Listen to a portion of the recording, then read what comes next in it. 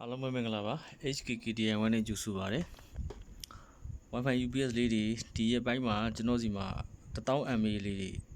မရှိတော့ဘူးခင်ဗျအောက် 2000 mAh လေးတွေစပြီးတော့မှရမယ်ဗျ2000 mAh တောင်မှလောလောဆယ်ဒီ3ရက်အတွင်းမှာ9လုံးပဲရအောင်မယ်ခင်ဗျဟုတ်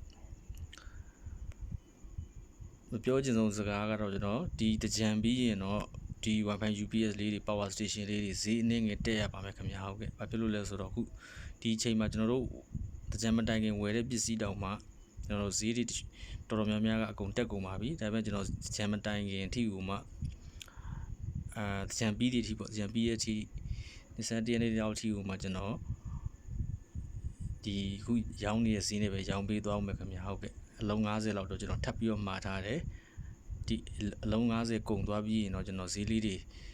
အနေငယ်တက်ပါမယ်ခင်ဗျတက်ဈေးလေးတွေကိုလည်းကျွန်တော်ရဲ့ Viber Channel မှာကျွန်တော်အသေးစိတ်တင်ပေးသွားမယ်လောလောဆယ်ဒီမှာကျွန်တော်မှာ2000 mAh 5လုံးကျန်ပါသေးတယ်ခင်ဗျဟုတ်ကဲ့ဒီနောက်ကဟာတွေကတော့ပို့ရမယ်ရတယ်2000 mAh 5လုံးကျန်သေးတယ်2000 mAh ကိုမှဈေးကတော့9000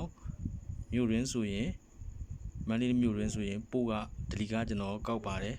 ရင်ကတော့မကောက်ဘူးအခုတော့အာနာနာနဲ့ပဲဒလီကကောက်ပါတယ်အများဆုံးကတော့9000ပါပဲခင်ဗျလမ်းအနေထားကိုမူတည်ပြီးနီးဝေးပေါ်မူတည်ပြီးတော့မှကျွန်တော်ကောက်ပါတယ်နောက်ပြီးတော့မှဒီlive box လေးလည်းရမယ် live box လေးတွေ1000 mAh ကို6000ကနေစပြီးတော့မှကျွန်တော်ရောင်းပေးတယ်လောဆယ် live box လေးတော့ကျွန်တော်စီမှာ4လုံး3လုံး4လုံးလောက်တော့ရှိသေးတယ်4လုံးရှိသေးတယ်မှာမယ်ဆိုရင်9616316ကိုဖုန်းဆက်ပြီးတော့မှာပေးပါဒါမှမဟုတ်ရင်လည်း69196115 HKKDI1 ဆိုတဲ့ Viber မှာပေးပါခင်ဗျဟုတ်ကဲ့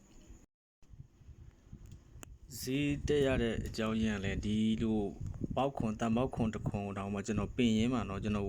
ဝယ်နေကြကျွန်တော်ကုန်တွေစီမှာမဟုတ်ဘဲနဲ့ပင်ရင်းမှာမေးကြည့်တာတောင်မှပေါက်ခွန်တစ်ခွန်ကသူတို့ရဲ့ခန့်မှန်းကြီး1000လောက်ထိတက်သွားမယ်ခင်ဗျဟုတ်ကဲ့ဒီလိုကျိုးတစ်ချောင်းစင်အခုလောလောဆယ်တချမ်းမတိုင်ခင်မှာကိုက300တက်နေတစ်ချောင်းကိုနော်ပြီးတော့မှဒီမှာကျွန်တော်တို့ဆင်းတဲ့နေရာမှာတုံးတဲ့ခဲခွေလေးတွေဒီလိုခဲခွေတွေရင်းတော့2500ရတယ်အခု3000ဖြစ်သွားပြီခင်ဗျဟုတ်ဒါတကြံပြီးမှလာကျွန်တော်တက်မယ်ပြောတကြံမတိုင်ခင်တက်နေတဲ့အနေထားတွေပေါ့ခလုတ်တွေတက်မယ်ဗျနောက်ပိုင်းကျပြီးလဲဆိုရင်